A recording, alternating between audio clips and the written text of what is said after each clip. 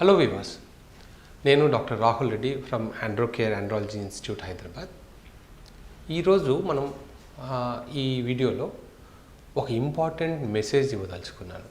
ఎందుకంటే ఈ మధ్య కాలంలో చాలామంది పేషెంట్స్ కొన్ని రకాల స్కామ్లకి గురవుతున్నారు. అంటే అది ఏంటి అసలు తెలియకుండానే దాని గురించి లక్షలు ఖర్చు పెడుతున్నారు. ఇది ఏంటి అంటే ఈ మధ్యకాలంలో ఎవరికైతే జీరో స్పెర్మ్ కౌంట్ ఉందో, అంటే అది అబ్స్ట్రక్షన్ కావచ్చు, నాన్ అబ్స్ట్రక్షన్ కావచ్చు. నార్మల్గా జీరో స్పెర్మ్ కౌంట్ ఉంటే మనము దాన్ని అజూస్పెర్మియా అంటాం. అజూస్పెర్మియాలో 2 టైప్స్ ఉంటాయి. అంటే ఒకటి అబ్స్ట్రక్షన్, రెండోది నాన్ అబ్స్ట్రక్షన్ అంటాం. నాన్ అబ్స్ట్రక్షన్ అంటే టెస్టిస్లో ప్రొడక్షనే తక్కువ ఉన్నప్పుడు దాన్ని నాన్ అబ్స్ట్రక్టివ్ అజూస్పెర్మియా అంటాము. టెస్టిస్లో ప్రొడక్షన్ బాగుండి అది బయటికి రాకపోతే దాన్ని మనము అబ్స్ట్రక్టివ్ అజూస్పెర్మియా అంటాం. అంటే ఎక్కడో బ్లాకేజ్ ఉందని అర్థం.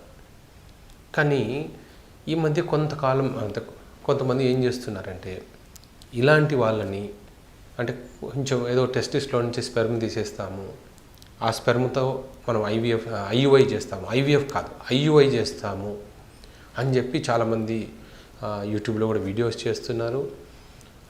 అలా చేయడం అంటే కొంత పేషెంట్స్ ఎలాగానే టెస్టిస్ నుంచి స్పెర్మ్ తీసినట్టు, అది ఇంజెక్ట్ చేసినట్టు అని చాలా అంటే దాంతో పేషెంట్స్తో చాలా వరకు ఛార్జ్ చేసి వాళ్ళతో లక్షలు వేస్ట్ చేయిస్తున్నారు.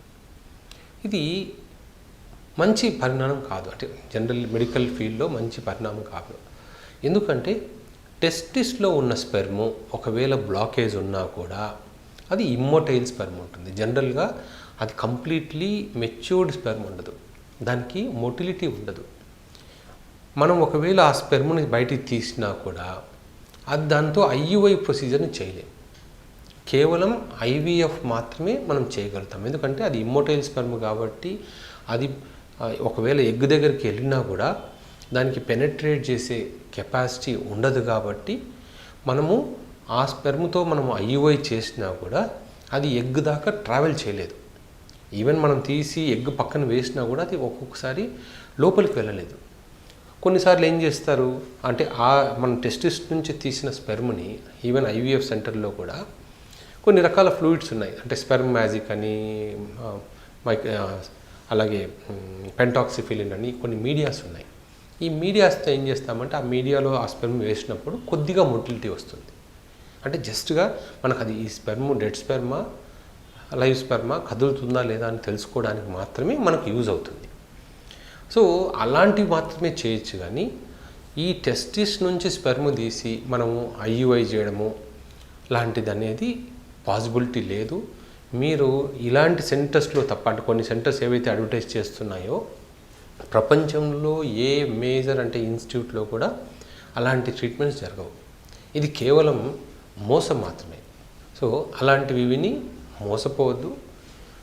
ఒకవేళ మీకు అంటే అజూస్పెర్మియా ఉన్నా కూడా అంటే లోపల స్పెర్మ్ ఉందా లేదా, అది మొటైల్ ఉందా లేదా అనేది అది తర్వాత సంగతి. ఈ అజూస్పెర్మియా పేషెంట్స్కి టెస్ట్ నుంచి నీడిల్ పెట్టేసి దాంతో ఐయుఐ చేస్తాము అనేది ఎక్కడా పాసిబుల్ అవ్వదు.